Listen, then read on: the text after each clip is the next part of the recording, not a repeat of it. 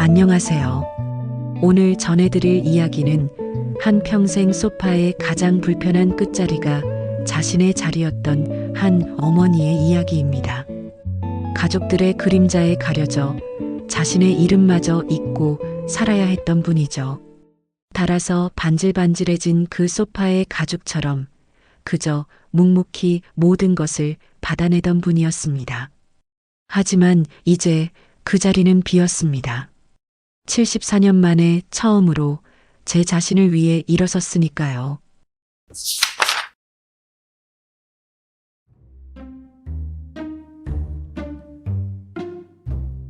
제 하루는 언제나 새벽 5시 반, 알람 소리 없이 시작되었습니다. 밤새 굳었던 몸을 일으켜 부엌으로 향하는 발걸음은 지난 20년간 단 하루도 어긋난 적 없는 시계추와 같았죠.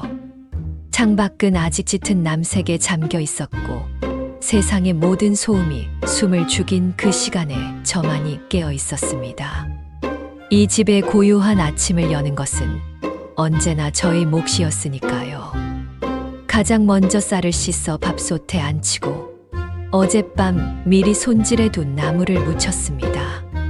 손녀딸 도시락에 들어갈 계란말이를 정성껏 부치고 아들이 좋아하는 얼큰한 김치찌개를 끓였죠. 그렇게 한 상을 차려내고 나면 식구들이 하나둘 잠에서 깨어났습니다.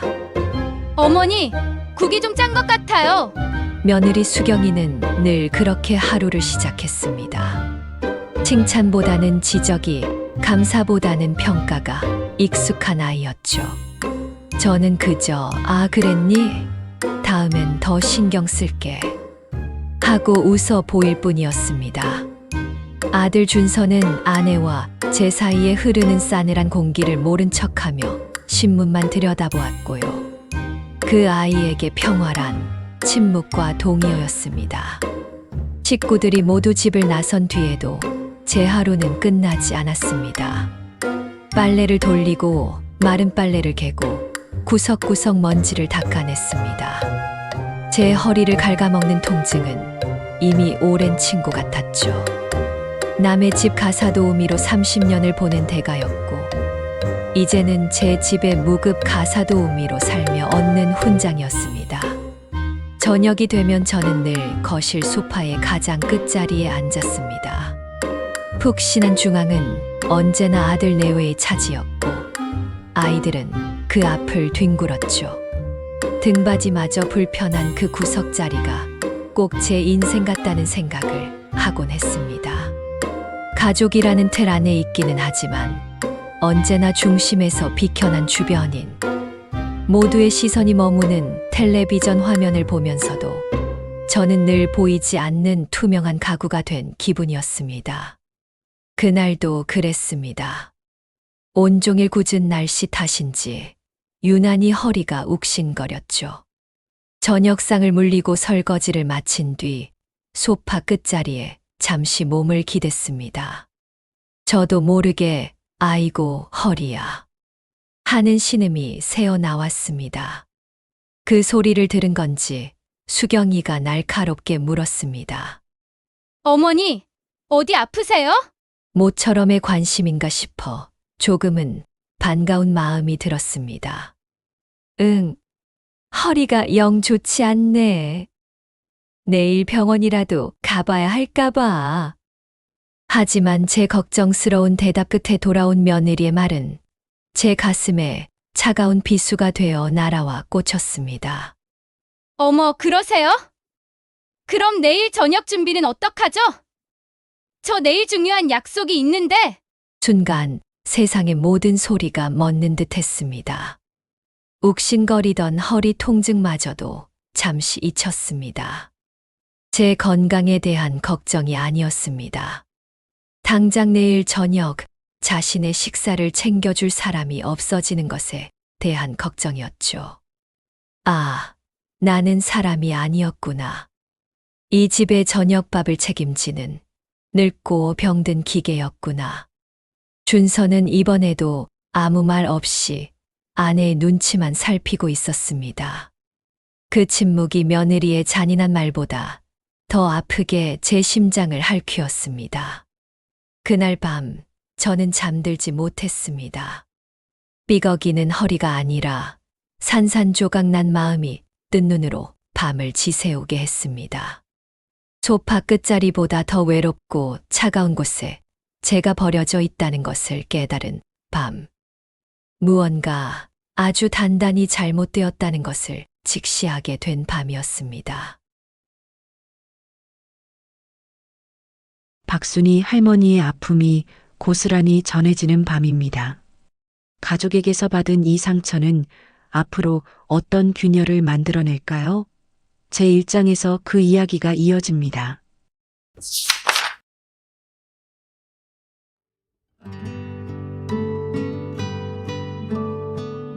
제 한 장 달아 없어진 뼈마디. 다음 날 며느리의 그 차가운 한마디는 밤새 제 속을 헤집어 놓은 가시가 되어 남아 있었습니다. 통증은 이제 허리를 넘어 다리까지 저릿하게 타고 내려왔습니다. 더는 혼자 끙끙 앓을 일이 아니었죠. 저는 아침상을 물리자마자 낡은 외투를 걸치고 홀로 병원으로 향했습니다. 버스를 타고 가는 내내 창밖 풍경보다 먼저 며느리의 얼굴이 어른거렸습니다. 저녁 준비는 어떡하죠? 그 목소리는 마치 고장난 라디오처럼 머릿속에서 계속 맴돌았습니다. 병원 대기실은 사람들로 북적였습니다. 다들 아들, 딸의 부축을 받거나 배우자와 함께 걱정스러운 얼굴로 순서를 기다리고 있었죠. 그들 틈에 외톨이처럼 앉아있는 제 모습이 유독 처량하게 느껴졌습니다. 한참을 기다려 들어간 진료실에서 의사는 제 엑스레이 사진을 모니터에 띄워 보였습니다. 어머니, 이쪽 허리뼈 좀 보세요. 30년 넘게 무거운 거 들고 쪼그려 앉아 일하신 결과가 이겁니다. 뼈마디가 다 닳아서 주저앉았어요. 이 정도면 수술을 하셔야 합니다. 수술. 생각보다 무거운 단어가 제 어깨를 짓눌렀습니다. 하지만 더러 겁이 났던 건 수술 그 자체가 아니었습니다. 이 말을 들은 가족들은 어떤 표정을 지을까? 그 생각이었죠. 무거운 마음으로 아들 준서에게 전화를 걸었습니다. 떨리는 목소리로 의사의 말을 전하자 수화기 너머에서 잠시 침묵이 흘렀습니다. 그리고 이어진 아들의 첫마디는 제 남은 기대를 산산조각 냈습니다. 수술이요? 그럼 그동안 집안일은 어떻게 하죠? 망치로 머리를 얻어맞은 기분이었습니다. 제 건강, 제 고통, 수술에 대한 제 두려움은 아들의 걱정거리에 없었습니다. 그 아이의 세상에서는 엄마의 부재가 아니라 일꾼의 부재가 더 큰 문제였던 겁니다.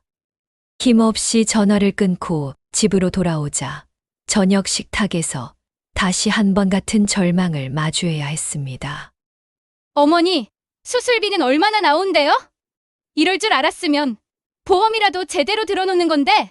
그리고 당장 사람 부르려면 그것도 다 돈이잖아요. 수경이는 숟가락을 내려놓으며 노골적으로 불만을 드러냈습니다. 마치 제가 일부러 돈 들어갈 일을 만든 사람처럼 말하는 그 말투의 바발이 모래알처럼 입안에서 굴러다녔습니다. 그날 밤 저는 제 방의 작은 창문으로 들어오는 희미한 가로등, 불빛을 바라보며 생각했습니다. 30년간 남의 집을 쓸고 닦아 번 돈으로 이 집을 샀고 20년간 이 집의 모든 것을 쓸고 닦으며 살아왔다. 그 대가로 닳아 없어진 내 뼈마디를 이 집의 누구도 아까워하지 않는구나. 수술대에 오르는 것보다 가족이라는 이름의 차가운 무관심이 더 무서웠습니다. 결국 혼자 모든 것을 감당해야 하는 박순이 할머니. 수술을 위해 홀로 병원으로 향하는 할머니의 발걸음은 얼마나 무거웠을까요? 제 2장에서 그 이야기가 이어집니다.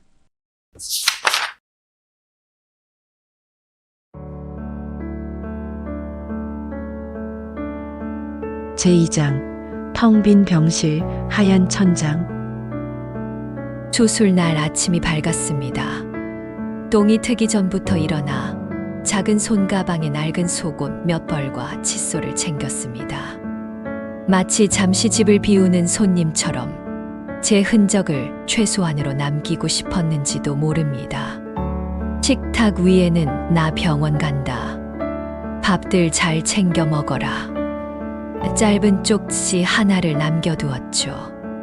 현관문을 나서는 순간까지 방문을 열고 나와 잘 다녀오라 말해주는 사람은 아무도 없었습니다.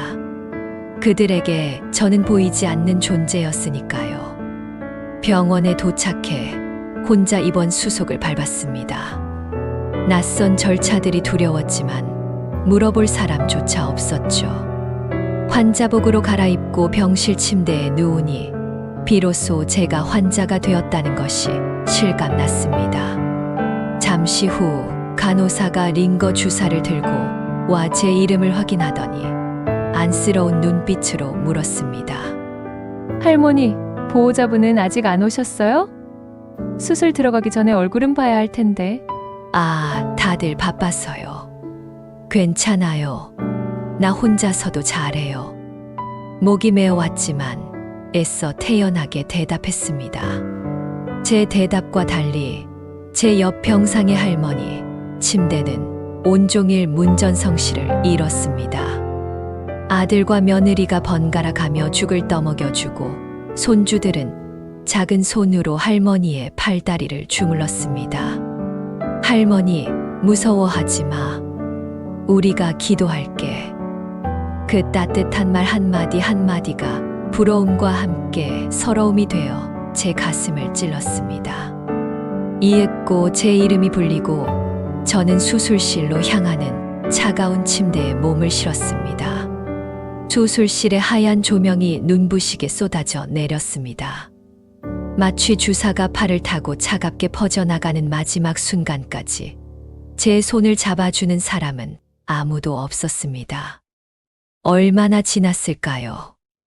흐릿한 의식 너머로 누군가 저를 부르는 소리가 들렸습니다. 무겁게 감긴 눈을 힘겹게 뜨자 눈에 들어온 것은 새하얀 천장뿐이었습니다. 온몸이 욱신거리고 목이 타는 듯 말라왔지만 물 한 모금 건네줄 사람이 곁에 없었죠. 옆을 돌아보았습니다. 텅 빈 보호자 의자가 제 처지를 비웃는 듯 덩그러니 놓여 있었습니다. 그 순간 옆 병상에서는 어머니 깨어나셨어요. 괜찮으세요? 하는 반가운 목소리들이 들려왔습니다. 그들의 기쁨에 찬 소란이 이쪽의 정막을 더욱 시리고 아프게 만들었습니다. 저는 다시 하얀 천장으로 시선을 돌렸습니다. 뜨거운 눈물 한 방울이 관자놀이를 타고 베개를 적셨습니다. 74년 인생에서 가장 두렵고 약해져 있는 이 순간, 저는 완벽하게 혼자였습니다. 마취의 고통보다 사람에게서 버려졌다는 고통이 더 뼈저리게 아팠습니다. 가장 약한 순간에 가장 깊은 외로움을 마주해야 했던 박순이 할머니. 퇴원 후 집으로 돌아간 할머니를 기다리고 있는 것은 과연 따뜻한 위로였을까요? 제3장에서 그 냉혹한 현실이 이어집니다.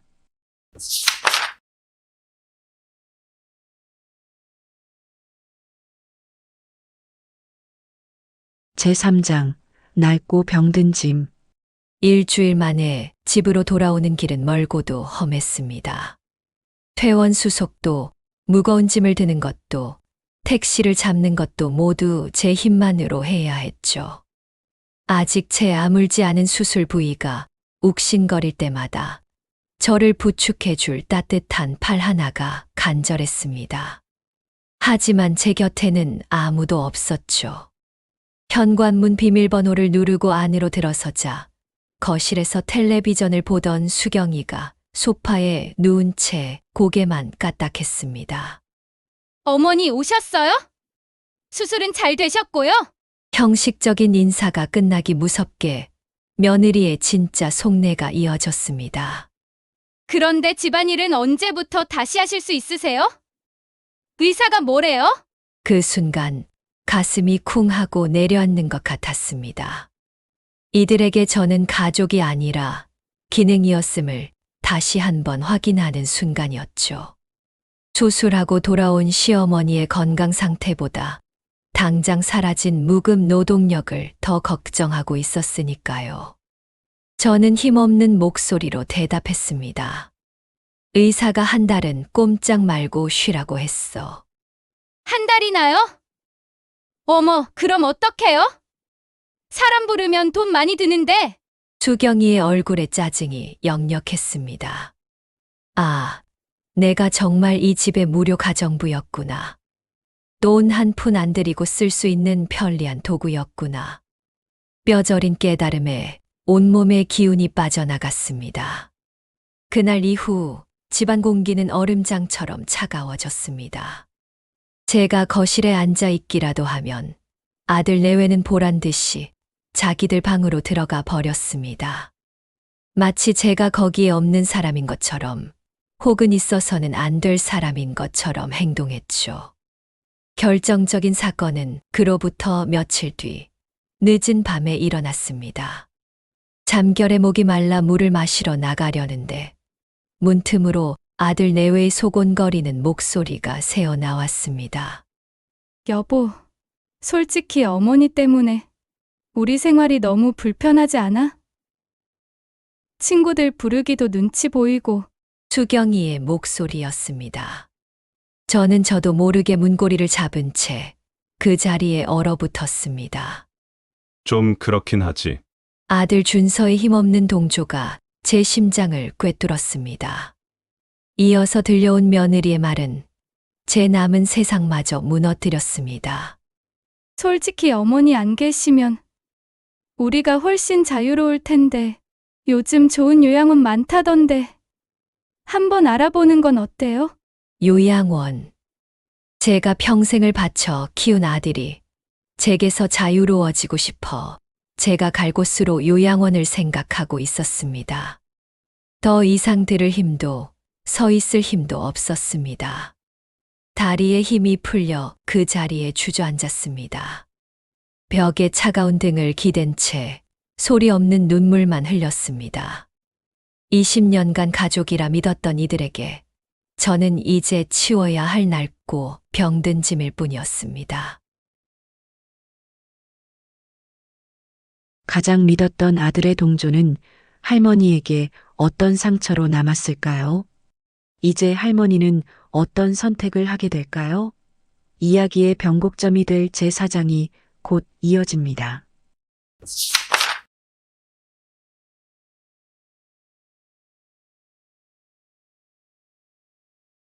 제4장 내 식구만의 여행. 요양원이라는 세 글자는 밤마다 유령처럼 제 주위를 맴돌았습니다. 하지만 저는 아무것도 듣지 못한 사람처럼, 아무것도 모르는 사람처럼 행동했습니다. 아침이면 어김없이 밥을 짓고 낮에는 집안을 쓸고 닦았죠. 제 안에서 무언가 아주 단단하게 굳어지고 있었지만 겉으로는 평소의 순한 할머니, 말 없는 시어머니로 보였을 겁니다. 오히려 제 침묵은 아들 내외에게 안도감을 주는 듯 했습니다. 수술 후유증으로 기력이 없어 조용한 것이라 멋대로 짐작하는 눈치였죠. 평화는 폭풍 전의 고요함처럼 위태롭게 며칠간 이어졌습니다. 그러던 어느 주말 저녁 거실에서 모처럼 웃음꽃이 피었습니다. 아들 내외와 손녀들이 옹기종기 모여 앉아 반짝이는 잡지를 펼쳐놓고 무언가에 대해 즐겁게 이야기하고 있었죠. 그 화기애애한 풍경에 저는 차마 끼어들지 못하고 늘 그랬듯 소파 끝자리에 조용히 앉아 있었습니다. 그때 아들 준서가 상기된 표정으로 저를 돌아보며 말했습니다. 엄마, 저희 다음 주에 제주도로 여행 가려고요. 3박 4일로요. 제주도. 그 이름을 듣는 순간 제 마음 한편에서 아주 희미한 불씨가 살아났습니다. 혹시나 하는 기대. 며느리에게, 아들에게 그토록 서운했지만 그래도 가족이라는 이름으로 저를 챙겨주려는 걸까 하는 마지막 희망이었습니다. 저는 조심스럽게 제 목소리가 떨리지 않기를 바라며 물었습니다. 그래, 좋겠구나. 그럼 나도 같이 가는 거니? 제 물음에 준서는 잠시 머뭇거리며 아내의 눈치를 살폈습니다. 제 희망의 불씨를 꺼뜨린 것은 활짝 웃는 얼굴을 한 며느리 수경이었습니다. 어머니, 이번에는 저희끼리만 가려고요. 애들 아빠가 큰 맘 먹고 준비한 거라. 이건 저희 네 식구만의 첫 여행이라서요. 어머니는 몸도 불편하시니 집에서 편히 쉬시는 게 낫죠? 이해해 주시죠? 내 식구. 그 두 단어가 제 귀에 박혀 심장을 후벼 팠습니다. 정중하고 상냥한 말투였지만 그 안에는 세상에서 가장 날카로운 칼이 숨어 있었습니다. 당신은 우리 가족이 아니다라고 선언하는 상냥한 얼굴의 잔인함. 저는 더 이상 이 집의 구성원이 아니었습니다. 그저 그들의 편의를 위해 잠시 머물다 때가 되면 요양원이라는 곳으로 치워질 낡은 가구일 뿐이었습니다. 순간 제 마음 속에서 무언가 딱 하고 부러지는 소리가 났습니다. 그것은 미련이라는 이름의 마지막 끈이었습니다. 서러움과 분노가 지나간 자리에 차갑고 투명한 결심이 들어섰습니다. 제 얼굴에 어떤 표정이 스쳐갔는지 아마 아들 내외는 몰랐을 겁니다. 저는 희미하게 웃으며 대답했습니다. 아, 그렇구나. 그럼 재밌게들 다녀오너라. 그날 이후 저는 더 이상 슬프지 않았습니다. 그저 모든 것이 선명해졌을 뿐입니다. 좋다. 너희들만의 가족 여행. 그럼 나는 나만의 인생 여행을 준비해야지. 너희들이 돌아왔을 때 이 집은 더 이상 너희들의 집이 아닐 것이다. 마지막 미련의 끈을 끊어낸 박순이 할머니. 그 차가운 결심은 이제 행동으로 옮겨집니다. 할머니의 인생을 건 계획은 무엇일까요? 제5장에서 그 통쾌하고도 가슴 아픈 복수가 시작됩니다.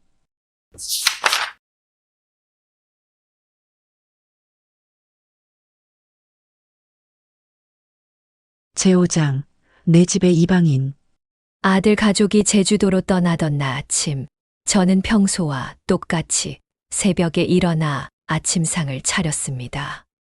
여행에 들뜬 식구들의 부산스러운 움직임과 소란 속에서 저 혼자만 시간이 멈춘 섬처럼 고요했습니다. 할머니, 저희 다녀올게요. 손녀들의 해맑은 인사를 끝으로 현관문이 닫혔습니다. 찰칵하고 도어록이 잠기는 소리가 텅 빈 집안에 유난히 크게 울렸습니다. 저는 그 자리에 한참을 서 있었습니다. 20년간 단 한순간도 제 것이었던 적 없는 고요함. 그 적막 속에서 저는 처음으로 이 집의 크기를 실감했습니다. 그리고 이 넓은 공간에 제 자리는 소파 끝자리 한 뼘밖에 없었다는 사실도 말입니다. 저는 거실, 부엌, 아들 내외의 안방, 아이들 방을 천천히 둘러보았습니다.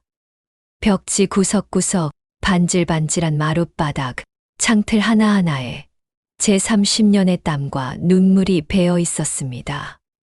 남의 집을 닦던 손으로 악착같이 돈을 모아 마련했고, 제 가족이 살 집이라 정성으로 쓸고 닦았던 공간. 이곳은 제 인생 그 자체였습니다. 그런데 어째서 저는 제 인생 안에서 이토록 철저한 이방인이 되어야만 했을까요? 마지막으로 제 방으로 돌아왔습니다.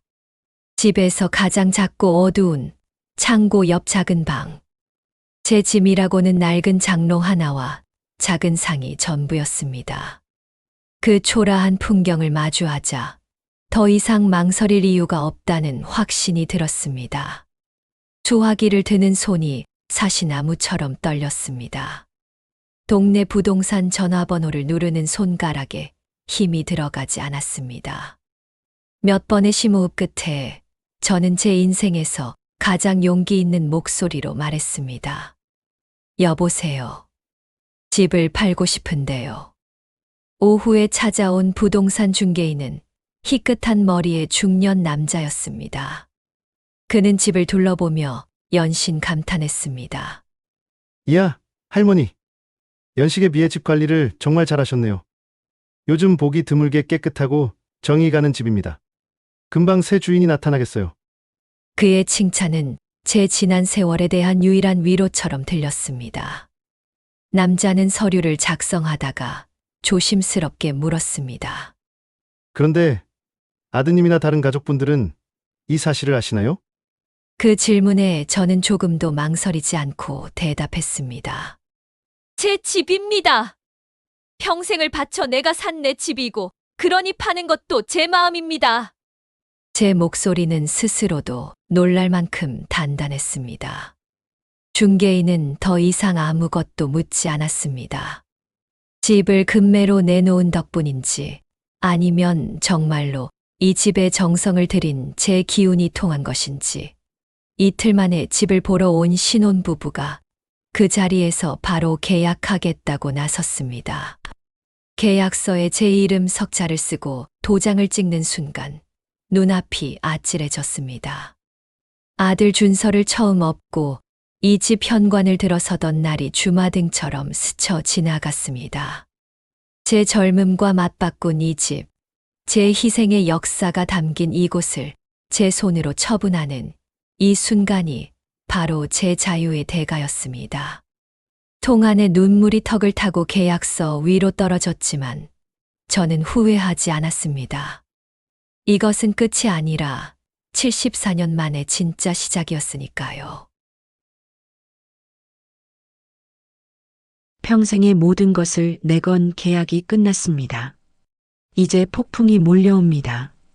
아무것도 모른 채 돌아올 가족들과 모든 것을 정리한 박순이 할머니의 대면, 제 6장에서 그 숨막히는 순간이 펼쳐집니다.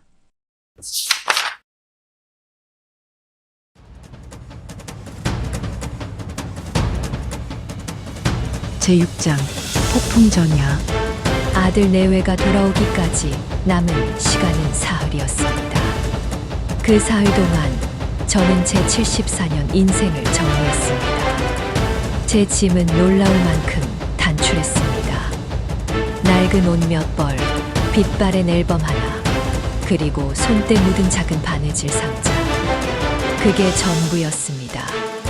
32평 아파트를 가득 채운 세간살이들은 모두 가족의 것이었고, 그 안에서 온전한 제 것은 상자 3개에 다 들어갈 정도였죠. 짐을 꾸리는 내내 저는 울지 않았습니다.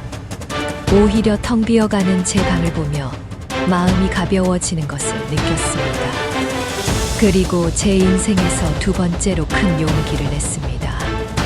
50년 지기 친구 경희에게 전화를 건 것이죠. 구구절절 설명하지 않아도 경희는 제 떨리는 목소리만 듣고도 모든 것을 꿰뚫어 보았습니다. 준이야, 너 무슨 일 있구나. 저는 담담하게 지난 며칠간 있었던 일을 털어놓았습니다. 조화기 너머의 경희는 한참을 말이 없다가 이윽고 제 등이라도 토닥여주듯 따뜻한 목소리로 말했습니다. 잘했다. 정말 잘했어. 순이야, 진작 그랬어야지. 그동안 너 혼자 얼마나 힘들었어. 친구의 그 한마디에 그제야 꾹 참았던 눈물이 터져 나왔습니다. 경희는 자기가 사는 울진으로 내려오라고, 작은 집 하나는 금방 알아봐 주겠다며 저보다 더 발벗고 나섰습니다. 전화를 끊고 나니 막막하기만 했던 제 미래의 희미한 등불 하나가 켜진 기분이었습니다. 저를 믿어주는 단 한 사람이 있다는 사실이 제 결심을 더욱 단단하게 만들었습니다. 드디어 아들 가족이 돌아오는 날이 되었습니다. 저는 아침부터 집 안을 깨끗이 청소했습니다. 마지막으로 이 집에 해주는 제 의무이자 과거의 저에게 보내는 작별 인사였습니다. 그리고 거실 한쪽에 제가 싼 상자 3개를 단정하게 놓아두었습니다. 오후 늦게 현관문에서 시끌벅적한 소리가 들려왔습니다. 할머니, 저희 왔어요. 제주도 진짜 좋았어요. 여행에 흥분이 채 가시지 않은 손녀들이 달려와 제 품에 안겼습니다. 아들 내외도 양손 가득 기념품 상자를 든 채 거실로 들어섰습니다. 그들의 얼굴에는 피곤함과 함께 만족스러운 미소가 걸려 있었죠. 그 누구도 거실 구석에 놓인 낯선 상자들을 눈치채지 못했습니다. 어머니, 집은 별일 없었죠? 저희 없는 동안 편하셨겠네요. 수경이가 소파에 털썩 주저앉으며 의례적으로 물었습니다.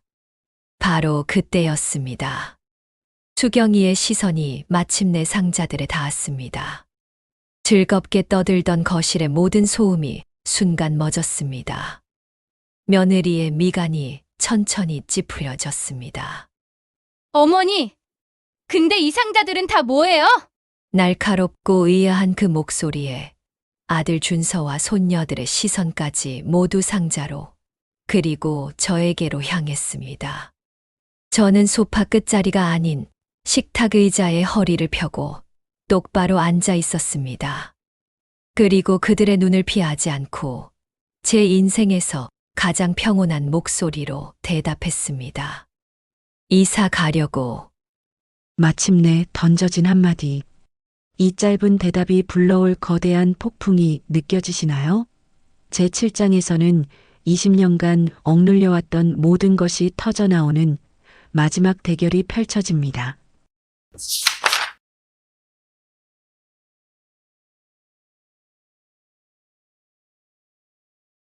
제7장 이방인의 선언. 이사요? 준서가 되물었습니다. 그 목소리에는 황당함이 가득 담겨 있었죠. 수경이는 어이가 없다는 듯 헛웃음을 터뜨렸습니다. 어머니, 농담이시죠? 저희 여행 간 사이에 갑자기 무슨 이사세요? 저는 식탁 의자에 앉은 채로 미동도 없이 그들의 얼굴을 하나하나 마주 보았습니다. 20년 만에 처음으로 저는 그들을 내려다보고 있었습니다. 네? 집을 팔아요? 어머니, 저희더러는 어쩌라고요? 상의도 없이? 그 상해라는 단어가 제 가슴에 불을 질렀습니다. 상해? 너희는 나를 요양원에 보낼 상의를 했잖니. 너희끼리 내 식구 여행을 갈 때도, 내 허리가 부서져 병원에 혼자 있을 때도 나와 상의 한 번 한 적 없었지. 제 담담한 목소리에 며느리의 얼굴이 하얗게 질렸습니다. 아들 준서는 고개를 푹 숙였습니다. 그들이 저 몰래 나눴던 대화를 제가 알고 있었다는 사실에 적잖이 충격을 받은 듯 했습니다. 그동안 나한테 한 것처럼 너희도 알아서 해야지. 너희 내 식구 오붓하게 살 집은 너희 힘으로 구해야 하지 않겠니? 난 이제 이방인이니까. 어머니, 어떻게 저희한테 이러실 수 있어요? 저희가 언제 나가라고 했어요? 나가라고는 안 했지. 그저 내가 없으면 훨씬 자유로울 거라 했지. 낡고 병들어서 짐이 된다고 했지. 저는 자리에서 천천히 일어섰습니다. 평생을 굽혔던 허리를 꼿꼿이 펴고 아들과 며느리 앞에 섰습니다. 그리고 이 집은 내가 30년간 남의 집 허드렛일 해가며 달아 없어진 내 뼈마디와 맞바꾼 내 집이야. 너희는 단 한 번이라도 이 집 관리비나 세금을 내본 적 있니? 내가 매일 새벽부터 밤까지 너희 식구 뒤치다꺼리하는 걸 당연하게만 생각했지. 고맙다는 말 한마디 진심으로 해본 적 있어? 아무도 대답하지 못했습니다. 침묵은 가장 정직한 인정이었습니다. 그때 준서가 고개를 들고 저를 보며 물었습니다. 그 눈빛에는 원망과 함께 초조함이 서려 있었습니다. 엄마, 그럼 집 판도는 어떻게 하실 건데요? 아, 결국 그거였구나. 제 아들의 마지막 관심사는 어미의 아니가 아니라 어미의 돈이었습니다. 그 비참한 진실 앞에서 제 안에 남은 마지막 정마저 제가 되어 부서져 내렸습니다. 저는 옅은 미소를 지었습니다. 제 인생에서 가장 서글프고 가장 후련한 미소였습니다. 내 돈이니 내가 알아서 써야지. 남은 인생, 이제 나를 위해서만 살 거다. 아주 이기적으로 살아볼 거야. 74년간 너희를 위해 살았으니 이제 그래도 되겠지. 마지막 대결이 끝났습니다. 이제 남은 것은 떠나는 일뿐입니다. 박순이 할머니의 새로운 시작은 어떤 모습일까요? 대단원의 막을 내린 제8장에서 그 마지막 이야기가 펼쳐지겠습니다.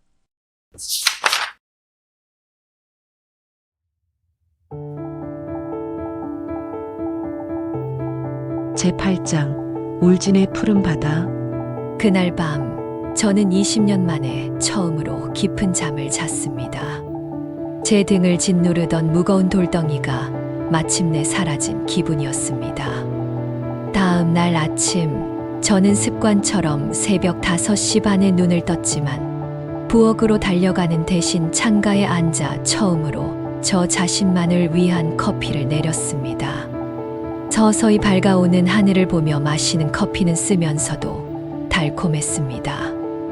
약속한 시간에 이삿짐 센터 직원들이 도착했습니다. 제 짐은 상자 3개가 전부였기에 5분도 채 걸리지 않아 모든 것이 끝났습니다. 직원이 멋쩍게 웃으며 말하더군요. 할머니, 30년 사신 분 짐이 이렇게 적은 건 처음 보네요. 저는 그저 웃어 보였습니다. 제 인생은 이제부터 채워가려고요. 아들 내외는 밤새 잠을 설친 듯 퀭한 얼굴로 멀찍이 서서 그 모습을 지켜보기만 했습니다. 준서가 다가와 무언가 말을 하려다 몇 번이나 입술만 달싹이다 돌아섰습니다. 더 이상 우리 사이에는 어떤 말도 의미가 없다는 것을 그 아이도 알고 있었겠지요. 손녀들이 눈물을 글썽이며 제게 안겨왔습니다. 할머니, 보고 싶을 거예요. 저는 아이들의 등을 토닥여주며 말했습니다. 할머니도. 하지만 할머니는 이제 행복하게 살 거니까 너희도 엄마 아빠랑 행복하게 살아야 해. 그때 저를 데리러 온 친구 경희의 차가 아파트 앞에 섰습니다. 저는 마지막으로 집을 그리고 그 안에 남겨진 식구들을 돌아보았습니다. 미련도 원망도 없었습니다. 차에 올라타자 경희는 아무 말 없이 제 손을 꾹 잡아주었습니다. 차가 출발하고 익숙했던 동네 풍경이 빠르게 뒤로 사라졌습니다. 빽빽한 아파트 숲을 벗어나 고속도로에 들어서자 창밖으로 푸른 산과 넓은 들이 펼쳐졌습니다. 저는 마치 평생을 좁은 새장 안에 갇혀 살다가 처음으로 세상에 나온 새가 된 기분이었습니다. 3시간을 달려 마침내 울진에 도착했습니다. 차에서 내리자 짠내 섞인 바닷바람이 제 얼굴을 부드럽게 감쌌습니다. 경희가 알아봐 준 집은 바다가 한눈에 보이는 아담한 단층 집이었습니다. 창문을 열자 끝없이 펼쳐진 푸른 바다와 함께 쏴 하는 파도 소리가 자장가처럼 들려왔습니다. 내 집이야 정말 내 집이구나. 그날 밤 저는 창문을 활짝 열어두고 잠이 들었습니다. 밤새 며느리의 짜증 섞인 목소리도 아들의 무거운 한숨 소리도 들리지 않았습니다. 오직 평화로운 파도 소리만이 제 곁을 맴돌았습니다. 저는 어둠 속에서 조용히 제 이름을 불렀습니다. 순이야, 박순이, 고생 많았다. 이제 진짜 내 인생을 살아보자. 74년 만에 저는 비로소 제 이름의 주인이 되었습니다. 이렇게 박순이 할머니의 길고 길었던 하루가 끝났습니다. 하지만 이야기는 아직 끝나지 않았죠. 새로운 삶을 찾은 박순이 할머니는 어떻게 살고 있을까요? 마지막 에필로그에서 그 뒷이야기를 들려드리겠습니다.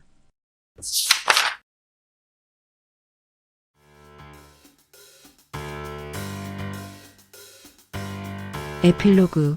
내 이름은 박순이. 울진에 온 지 석 달쯤 지났을 때였습니다. 이제 저는 더 이상 새벽에 몸을 일으키지 않습니다. 아침 햇살이 창을 넘어 제 얼굴을 간지리면 그제야 느긋하게 일어나죠. 아침 산책길에 만나는 이웃 할머니들과 오늘 날씨 좋네요 같은 소소한 인사를 나누는 것이 제 하루의 첫 일과가 되었습니다. 작은 텃밭에서 직접 키운 상추를 뜯어 아침을 차리고 오후에는 바닷가에 앉아 하염없이 파도를 보거나 친구 경희와 수다를 떨기도 합니다. 제 인생에 이토록 다채로운 평화가 존재한다는 것을 저는 74년 만에 처음 알았습니다. 그러던 어느 날 낯선 차 한 대가 제 집 앞에 멈춰 섰습니다.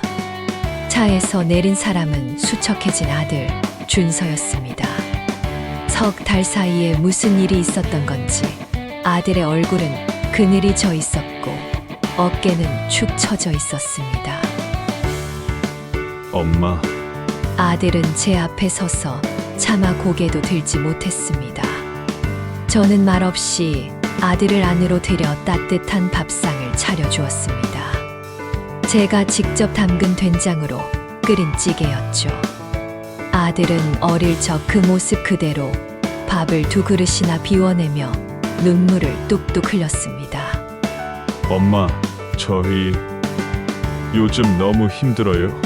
알고 보니 저희 집에서 나온 뒤 아들 내외는 처가에 들어가 살고 있었습니다. 하지만 사위와 딸 가족을 온전히 받아주는 친정어머니가 세상에 얼마나 될까요? 장모님은 하루가 멀다고 언제 분가할 거냐며 눈치를 주었고 수경이는 그런 제 엄마의 등살에 매일같이 준서에게 짜증을 냈다고 합니다. 집안일과 육아는 오롯이 수경의 몫이 되면서 부부싸움도 잦아졌고요. 엄마가 해주시던 따뜻한 밥이 엄마가 매일 쓸고 닦아주시던 그 집이 얼마나 소중했는지 이제야 알았어요. 엄마, 정말 죄송해요. 준서는 엎드려 진심으로 사죄했습니다. 그 모습을 보니 마음 한편이 아려왔지만 예전처럼 마음이 흔들리지는 않았습니다. 이제라도 알아서 다행이다. 제 담담한 대답에 아들은 마지막 희망을 걸고 물었습니다. 엄마, 저희가 여기로 이사 와서 같이 살면 안 될까요? 저희가 정말 잘할게요.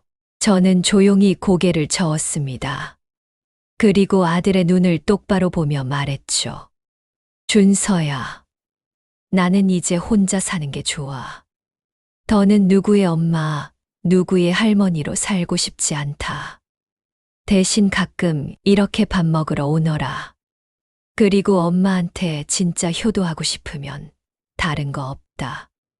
너희 내 식구가 서로 아끼고 의지하면서 잘 사는 모습 보여주는 거. 그게 바로 효도야. 그날 저녁 아들은 서울로 돌아갔습니다. 돌아가는 아들의 뒷모습은 쓸쓸했지만 저는 더 이상 아들의 인생을 대신 짊어지기로 선택하지 않았습니다. 얼마 전 손녀들에게서 편지가 왔습니다. 여름방학 때 할머니 집에 놀러 가도 되냐고요.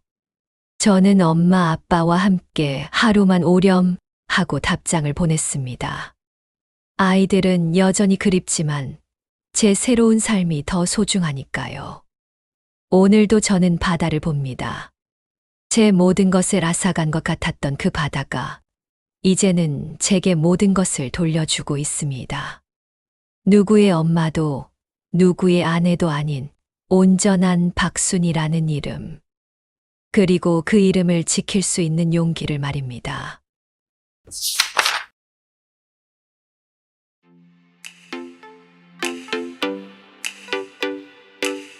평생을 가족이라는 이름의 소파 끝자리에 앉아있던 박순이 할머니. 하지만 결국 스스로의 힘으로 일어나 이제는 울진의 푸른 바다를 온전히 자신의 것으로 마주하고 있습니다. 할머니의 이야기는 우리에게 묻는 것 같습니다. 혹시 당신도 누군가를 위해 당신의 이름을 잊고 살지는 않았냐고요. 늦었다고 생각하는 바로 그 순간이 어쩌면 가장 빠른 시작일지 모릅니다. 여러분의 이름이 안녕하시기를 바랍니다.